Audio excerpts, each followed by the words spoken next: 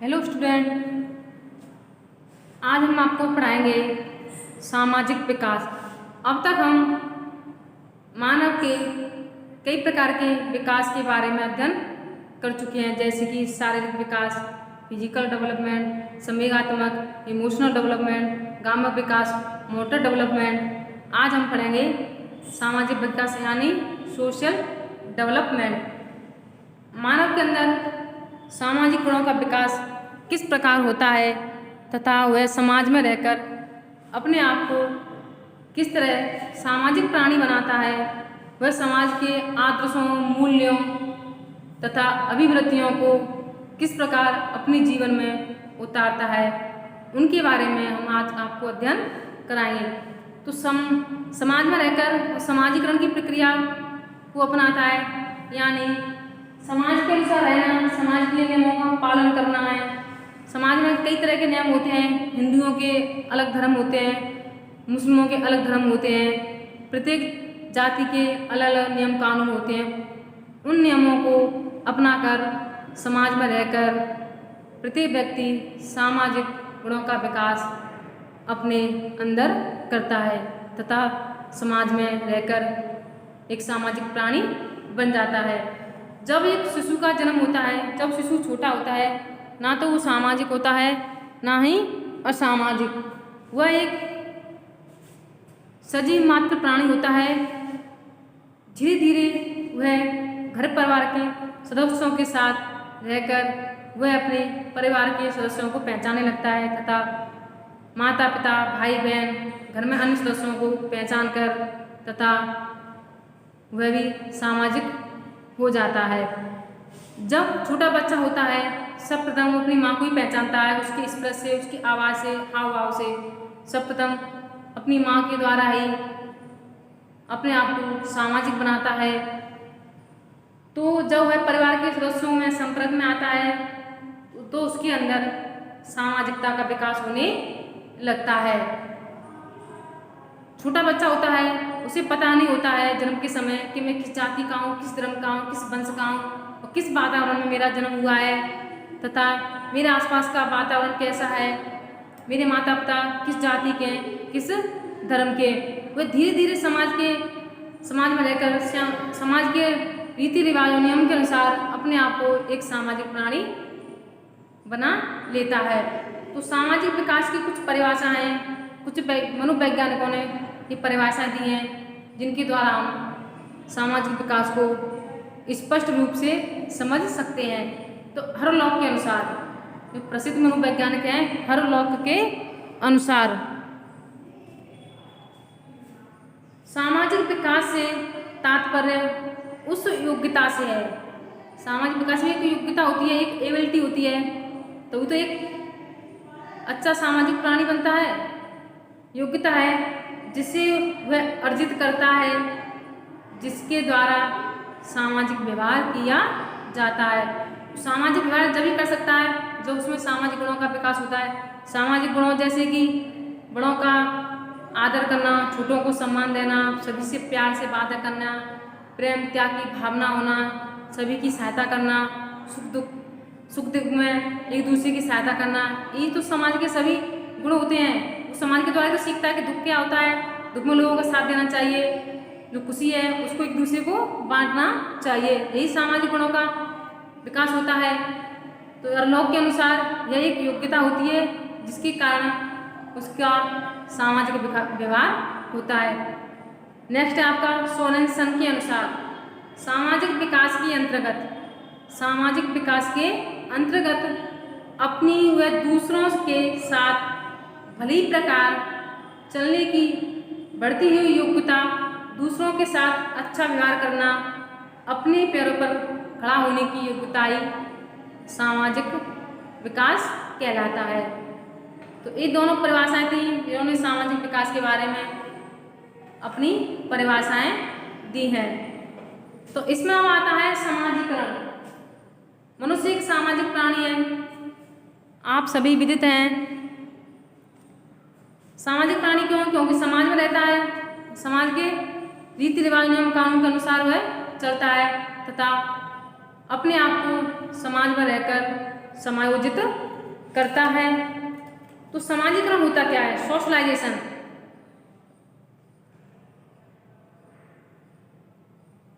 समाजीकरण जो सामाजिक विकास होता है उसका मूलभूत आधार है।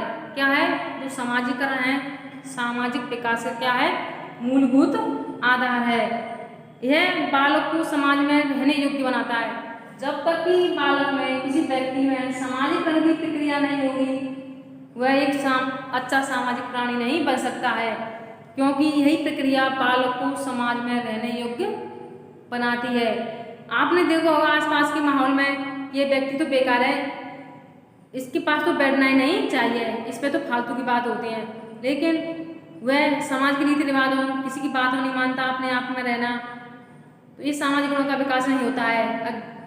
घर के आसपास के वातावरण में, घर के पड़ोस में कुछ दुर्घटना होती है तो वह उस सुख दुख में भी एक दूसरे का साथ नहीं देते हैं, तो वह एक अच्छा सामाजिक प्राणी नहीं है। आपने देखा होगा कई कॉलोनी है कि आसपास के लोग रहते हैं, एक दूसरे की सहायता करते हैं, उनके अंदर एक अच्छा सामाजिक गुणों का विकास होता है, तभी तो एक दूसरे की सहायता करते हैं। तो अगर सामाजिकरण की प्रक्रिया नहीं हो गई तो व्यक्ति में सामाजिक गुणों का विकास नहीं होगा। बालक समाज में रहकर ही क्षमा, त्याग, बलिदान, सहयोग, सहिष्णुता, प्रतिस्पर्धा आदि सामाजिक गुणों को सीखता है और उसे पीढ़ी दर पीढ़ी स्थानांतरित करता है। यह आपका समाजीकरण कहलाता है। समाजीकरण का तात्पर्य है समाज के अनुसार रहना, समाज द्वारा बनाए गए नियमों पर, उनकी राहों पर चलना तथा समाज के साथ सामंजस्य स्थापित करना। Socialization mean to live and adjust according to society. Society के अनुसार ही अपने आप को एडजस्ट करना ही सोशलाइजेशन कहलाता है। Socialization means to live and adjust according to society. तो समाज द्वारा माननीय तरीकों के अनुसार व्यवहार करना सीखना ही आपका समाजीकरण कहलाता है। समाज द्वारा अनुमोदित भूमिकाओं को अपनाना, अनुमोदित भूमिकाएं जो कई रीति रिवाज हैं, दर्शन, मूल्य, रीति रिवाज होते हैं, उनको ही निर्वाह करना उनकी अनुमोदित भूमिकाएं होती हैं। जैसे एक स्त्री होती है, उसके कितने रूप होते हैं, वो किसी की बहन भी होती है, किसी की बेटी भी होती है, किसी की भाभी भी होती है तथा किसी की ननद होती है। ये सभी उसके एक रूप होते हैं, एक स्त्री के हजारों रूप। तो समाज में रहकर प्रत्येक रूप का अपना एक अलग से जिम्मेदारी निभाती है, समाज में रहती है। तो कई भूमिकाओं को अनुमोदित करने की जो क्षमता होती है एक स्त्री में ही होती है। वो एक अच्छी माँ भी बनती है, एक अच्छी पत्नी भी होती है तथा अपनी घर गृहस्थी को संभालती है। तो उसकी समाज में कई अनुमोदित भूमिकाएं होती हैं, वो एक समाज के द्वारा ही व्यक्ति सीख सकता है। एक समाज के द्वारा ही नारी के अंदर सामाजिक गुणों का विकास होता है। सामाजिक अभिवृत्तियों का विकास करना, जो एटीट्यूड होते हैं, कुछ अभिवृत्तियाँ होती हैं, वो समाज के द्वारा ही सीखते हैं। जैसे कि किसी को सम्मान देना, आदर देना तथा जैसे कोई इंसान अच्छा बनता है उसके अंदर अच्छे गुणों का विकास होता है, तो एक समाज के द्वारा ही संपन्न होते हैं। तो सामाजिक विकास की कुछ विशेषताएं जिनके बारे में हम आपको पढ़ाएंगे। तो सामाजिक विकास की क्या विशेषताएं होती हैं? बालकों में सामाजिक विकास अधिगम प्रक्रिया द्वारा सीखने एवं अनुभवों से प्राप्त होता है। बालकों में सामाजिक विकास अधिगम तात्पर्य लर्निंग, सीखना। वो किसी स्थान पर किसी भी समय कभी भी कहीं भी कुछ भी सीख सकता है। एक बालक होता है, एक परिवार में सीखता है, परिवार में भी माँ के द्वारा सीखता है, क्योंकि माँ ही एक बच्चे की प्रथम गुरु होती है। उसके बाद वो विद्यालय आता है, विद्यालय में अनुशासन है तथा कई प्रक्रियाओं को सीखता है, वो उसका सामाजिक विकास होता है। तो एक H.M. जॉनसन के अनुसार समाज क्या होता है? समाजीकरण सीखने की वह प्रक्रिया है। H.M. जॉनसन कहते हैं समाजीकरण सीखने की वह प्रक्रिया है जिसमें व्यक्ति सामाजिक नियमों को सीखता है। क्या है? सामाजिक नियमों को सीखता है जो उसे समाज में रहने योग्य बनाता है और उसमें सहयोग की भावना का विकास करता है। सामाजिक विकास की कुछ विशेषताएं जो अधिगम की प्रक्रिया पर आधारित होती हैं, यानी हम किस स्थान पर किस तरह से सीख सकते हैं, उनके द्वारा कई अनुभव प्राप्त होते हैं। सामाजिक विकास जीवन पर्यंत चलने वाली एक क्रमिक प्रक्रिया है। यह बालकों में प्रत्येक आयु स्तर पर सब में अलग अलग होती है। प्रारंभिक सामाजिक अनुक्रियाएं, बालकों के साथ अनुक्रियाएं, सामाजिक प्रतिक्रियाएं, समाज के साथ अनुक्रियाएं। तो बालकों के जीवन में प्रारंभिक सामाजिक अनुभवों का क्या महत्व होता है, जिससे बच्चे के अंदर सामाजिक गुणों का विकास होता है। बालक अपने जीवन के प्रारंभिक काल में न सामाजिक होता है न असामाजिक, एक असहाय प्राणी है, एकमात्र जीव प्राणी होता है। वो धीरे धीरे समाज में रहकर वह सामाजिक प्राणी बन जाता है। सामाजिक उसके अंदर जो सामाजिक स्वीकार्यता का प्रभाव पड़ता है, व्यक्तिगत विकास का भी प्रभाव पड़ता है, सामाजिक सहभागिता का भी प्रभाव पड़ता है, आधा व्यवहार प्रतिमानों जो बिहेवियर पैटर्न्स होते हैं का प्रभाव पड़ता है, और सामाजिक अभिवृत्तियों का भी प्रभाव पड़ता है। जैसे जब बालक छोटा होता है धीरे धीरे बड़ा हो जाता है। जब बच्चे की आयु 5 से 6 वर्ष की आयु होती है तो बच्चों का समूह बनाकर खेलता है। कोई बच्चे लड़कियों से दोस्ती करना पसंद करते हैं, कोई बच्चे लड़कों से दोस्ती बनाना पसंद करते हैं। लेकिन जब बाल्य अवस्था होती है, लड़के लड़कों में खेलना पसंद करते हैं, लड़की लड़कियों में खेलना पसंद करती हैं। आपस में एक साथ एकजुट रहकर खेलना, वो एक सामाजिक प्रक्रिया होती है। वो उनका एक अलग सा समूह होता है, उनकी एक टोली होती है, तो वो भी एक सामाजिक गुणों का ही विकास होता है। कहने का तात्पर्य है व्यक्ति का जो व्यक्तित्व है, जो वंशानुक्रम, वातावरण यानी पर्यावरण, दोनों से मिलकर ही उसके एक अच्छे व्यक्तित्व का विकास होता है, एक अच्छे व्यक्ति का विकास होता है, एक अच्छी पर्सनैलिटी का विकास होता है। वंशानुक्रम जो हमें अपने माता पिता के द्वारा एक बच्चे को प्राप्त होते हैं। वातावरण, जिस वातावरण में हम जन्म लिया है, जिस वातावरण में पैदा हुए, वहाँ का वातावरण कैसा है, वहाँ का पर्यावरण कैसा है, जो हमारे चारों ओर आसपास जो भौतिक वस्तुएं हैं वो हमारा पर्यावरण वातावरण कहलाता है।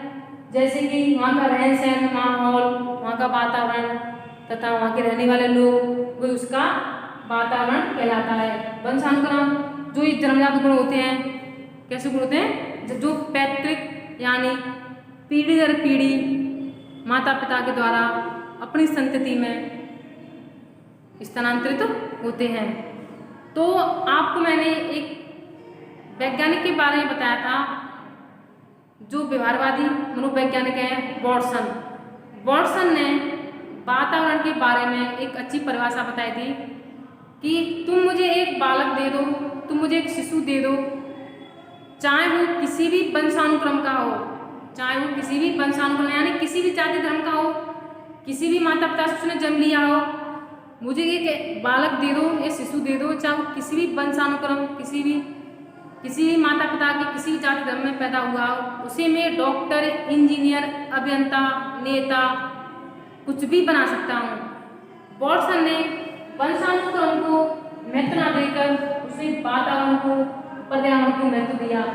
कहने का तात्पर्य है एक बच्चे के लिए एक अच्छा वातावरण दिया जाए तो बच्चे के अंदर सामाजिक गुणों का विकास हो सकता है तथा उसका जीवन में सर्वांगीण विकास हो सकता है। एक अच्छा इंसान बनकर समाज में एक प्रतिष्ठा का विकास कर सकता है। जो एक व्यक्ति के निर्माण में वंशानुक्रम, वातावरण का दोनों एक दूसरे के प्रतिफल होते हैं, ये दोनों एक दूसरे के पूरक होते हैं। इन दोनों की प्रक्रिया के बिना एक अच्छे व्यक्तित्व का निर्माण नहीं होता है। वंशानुक्रम की प्रक्रिया के द्वारा माँ के गर्भ में जब पिता के शुक्राणु और माता के अंडाणु की प्रक्रिया द्वारा गर्भाधान की प्रक्रिया संपन्न होती है तो एक जायगोट का निर्माण होता है। उसी जायगोट में 23 गुणसूत्र पिता के, 23 गुणसूत्र माता के मिलकर एक बच्चे का विकास करते हैं। समान गुणसूत्र होते हैं तो लड़की का जन्म होता है और समान गुणसूत्र होते हैं तो लड़के का विकास होता है। यानी एक्स एक्स गुणसूत्र का मिलन होता है तो लड़की का विकास होता है, एक्स वाई गुणसूत्रों का मिलन होता है तो एक लड़के का विकास होता है। तो एक सब वंशानुक्रम के द्वारा ही निश्चित होता है तथा एक वंशानुक्रम के द्वारा ही बच्चे के अच्छे गुणों का भी विकास किया जा सकता है।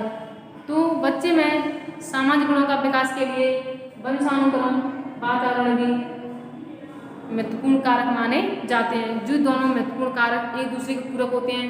अगर दोनों कारक नहीं होंगे तो बच्चे के अंदर सामाजिक गुणों का विकास नहीं हो पाएगा। तो बाल्यकाल में जो बच्चे होते हैं टोली बनाकर खेलते हैं, उनका एक अलग से गुट होता है, उनकी अलग से एक गैंग होती है। नहीं हमारी पार्टी तरफ ये बच्चे खेलेंगे। प्रत्येक बच्चे टोली का अपना एक अलग नाम होता है, उसकी एक अलग पहचान होती है। वो अपनी अपनी टोली का एक नेता अभिनेता होता है। तो एक टोली में 6 से 7 सदस्य होते हैं। तो 6 से 7 सदस्य होते हैं, वो एक दूसरे के लिए सामाजिक गुणों का विकास होना ही तो है। और क्या है तो लड़के लड़कियों की टोली में क्या अंतर होता है। लड़के की टोली से मिलने के लिए घर से दूर स्थान का चयन करते हैं, किसी सड़क या नुक्कड़ पर आपस में मिलते हैं। लड़कियां होती हैं आसपास के घरों में ही खेलती हैं। तो लड़के लड़कियों में जो बाल्यकाल में आपस में खेलना कूदना, विद्यालय जीवन साथ साथ बीतना, बच्चे विद्यालय के माध्यम से ही समाज के गुणों को सीखते हैं तथा अपने जीवन में उतारते हैं। यही आपका सामाजिक विकास है।